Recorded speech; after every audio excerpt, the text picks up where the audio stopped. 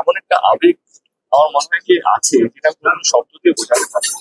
তবে এটুকুই বলতে পারবো যে একটা দারুণ সবাই দুরন্ত অভিনয় করেছে, ডিরেকশন দিয়েছে।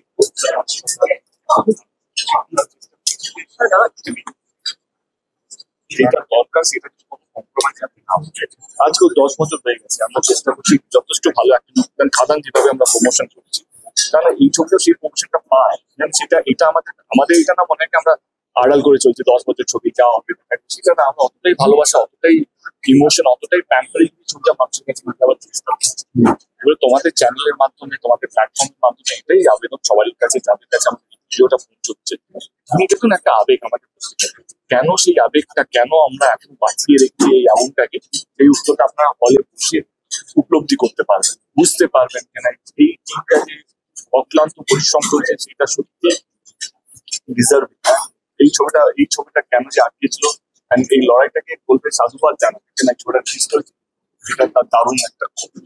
ধূমকেতু এখন দেখুন ঠিক, এবার ধূমকেতু টু বেরোনোর কোনো সম্ভাবনা আছে? তুমি বলো।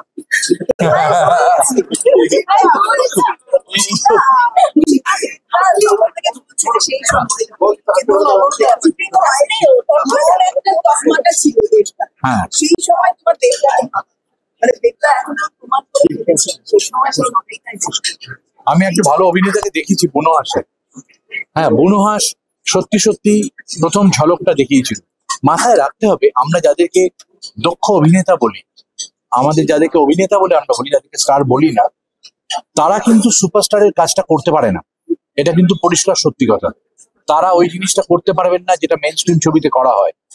অথচ বারবার প্রমাণিত হচ্ছে মেইন স্ট্রিম ছবি যারা স্টাররা, তারা অন্য জায়গাতে এসে অন্যরকম অভিনেতার ছবিতে অভিনয় করে তার অভিনেতা সত্তাকে প্রমাণ করেছেন বারবার।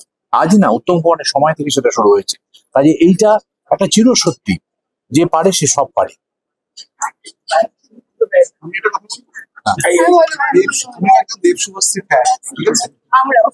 আমরা একটা চ্যালেঞ্জ দিয়েছি, ধূমকেতুর বক্স অফিস একটা টার্গেট, যদি সেটা হয় তাহলে আবার আসছে বছর আবার সামনে উপরে যাবে, কিন্তু এই তো সবই তো যেটা বলা হলো, দর্শকের কাছে সব, ফ্যান্সদের কাছে সব। ফ্যান্সরা যদি, দর্শক যদি সেই চ্যালেঞ্জ নেয়, সেই চ্যালেঞ্জটা আমরাও নিয়েছি। দেবকে পাশে রেখেই বলছি, দেব এখনই আমি বলতে পারছিলাম আমাকে, আমি আমার দায়িত্ব নিয়ে বলছি, যদি হয় তাহলে আবার আমরা রিফ্রেশ করে নেবো, ফ্যান নাম্বারটা বেরিয়ে যাবে ফ্যানের।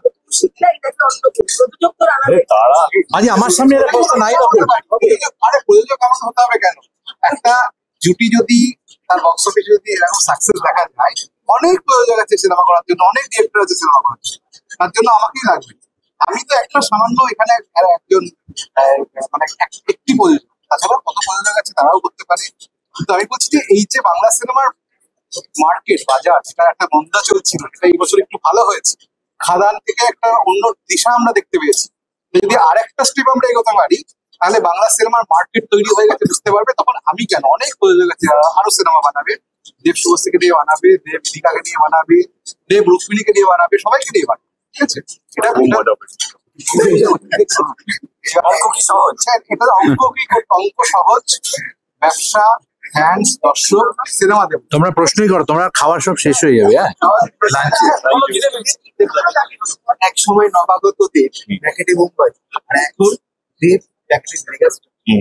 আগে দর্শককে বোঝাতে হতো, এখন দর্শককে বোঝাতে হয়। এখন দর্শক ধূমকেতু এমনি দেখতে যাচ্ছে। যাই স্টার, সুপারস্টার, মেগাস্টার বা যাই লিখুক না আমাদের সাথে প্রত্যেকদিন স্টাইল কৌশিদাকে জিজ্ঞেস করি, প্রত্যেকদিন আমরা আলোচনা করি কিভাবে। শ্রীকান্ত দিয়েছি, ওটা শ্রীকান্ত মতা দিয়েছে, দিয়েছে। আমি ওটা টিজারে ছিল, প্রি টিজারে ছিল সুপারস্টার দেব। আমি ফোন করে বললাম সুপারস্টারটাও উড়িয়ে দাও, কারণ আমি সুপারস্টারটা ব্যবহার করতে পছন্দ করি না। এর আগেও বহুবার আমার প্রোডাকশন হাউস থেকে যখনই কিছু আসতো, তারা সুপারস্টার লাগিয়ে পাঠাতো, প্রচন্ড গাল খেত, তারপর আর নর্মাল তারপর লাইনে চলে আসতো। এবার এটা যেহেতু জয়েন্ট ভেঞ্চার, আমার আরেকজন পার্টনার আছে, তারটা অনেক বেশি গুরুত্বপূর্ণ তার সেক্টর। এবার সে বললো, হ্যাঁ ঠিকই বলছিস, সুপারস্টারটা তোর সঙ্গে যায় না। পরে আমাকে লাস্ট ফাইনাল ড্রাফটে যখন পাঠাতো, আমার থেকে মেগাস্টার করে পাঠাতো। এইটার থেকে বড় কথা হচ্ছে প্রত্যেক দিন একটা ছবি যখন হিট হয়, তখন খাদান যখন আমার হাতে ঘুম পড়ে গেছিল, পরে আমি কি করছি, কারণ মানুষকে আমি একটা স্কেল দেখিয়ে দিয়েছি, আমাকে তার উপরে যেতে হবে। তখন রঘুটা কথা দেন উই স্টার্টেড প্ল্যানিং।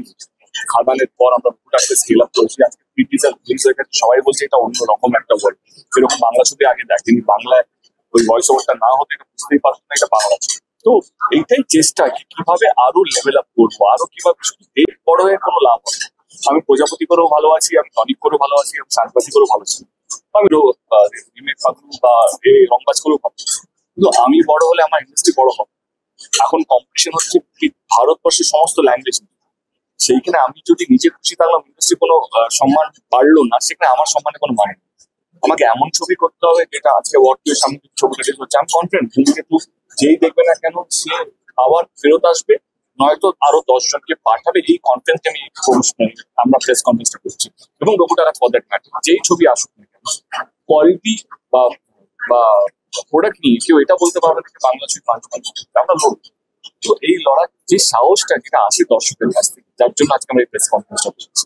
কথা দিচ্ছি পাশে থাকলে আমরা ভবিষ্যতে বছর দুয়েকের মধ্যে যে আমরা আমাদের ভাষার ছবিগুলো বিভিন্ন ভাষায় ডাব করে একই দিনে যেভাবে অন্যান্য ভাষার ল্যাঙ্গুয়েজের ছবিগুলো করে সেটাও আমরাও করতে পারবো। তো সেই জন্য বাঙালিতে একটু বিশ্বাস করতে একটু সময় লাগে, একটু একটু ভালোবাসার দেখাতে একটু সময় লাগে। আমরা অপেক্ষার জন্য রেডি আছি, আমরা প্রস্তুত আমাদের কাজ। আমরা কি বা ভালো কাজ, ভালো সিনেমা, ভালো মেকিং, ভালো ডিরেকশন, ভালো যেটা বাংলা ছবি বা বাংলা ভাষার মান সম্মান বাড়াবে, আমরা আজকে প্রস্তুত। আর আমি কনফিডেন্ট আমাদের দর্শকও প্রস্তুত। 10 বছরের কোন কমার্শিয়াল যখন আবার ফেরত আসছে তোমাদের দেখা দেখি বাকিরা আরো বেশি পাবে। অফকোর্স পাবে। এই দুটো প্রশ্ন করার পর তোমারও তো মনে হয় 3 নম্বর প্রশ্নটা আরেকটু আলাদা হবে। মানুষের দেখেই তো শিখে, আমি তো দেখে শিখেছি, আমি তো নিজের ফ্রেন্ড থেকে শিখেছি। আমার পড়াশোনা যখন শুরু হয়েছিল তুমি ঘটনা চক্র রিলিজ করতে পারবে, তারপরে জ্যাম কমপ্লিট করে খুব যে ভালো ব্যবসা করতে পারতো না, কিন্তু আমি ভীষণ টাকাই নিতে না, তাহলে আমি আরো লড়েছি, আরো অন্যরকম ধরনের ছবি করেছি, রেক্টিফাই করেছি আমি কোথায় ভুল। আমি আরো যেহেতু at the end of the day একটা স্টার বা একটা না তখনই না করতে পারে তার হাউসফুল বোর্ডটা ছিল সিনেমা হলের পারে। আমি হাউসফুল বোর্ড ছাড়া আমি আর কিছু জানি না। আমাকে দর্শককে হলে বসে ছবিটা দেখাতে, নয় টিভি নয় ওটিটি। মানুষ হলে বসে ছবিটা যখন হয়ে দেখে সেই আমেজটা আলাদা। সিনেমা দেখাটা একটা অভ্যেস, মানে এই অভ্যেসটাকে আমাকে ধরে রাখতে হবে, আমাদেরকে ধরে রাখতে হবে। আমি একা 2টো ছবি করি, বছর পর কেউ হলে 3টে ছবি, আমাদের সবাই গেছে ইন্ডাস্ট্রি এই অভ্যেসটাকে ধরে রাখতে হবে।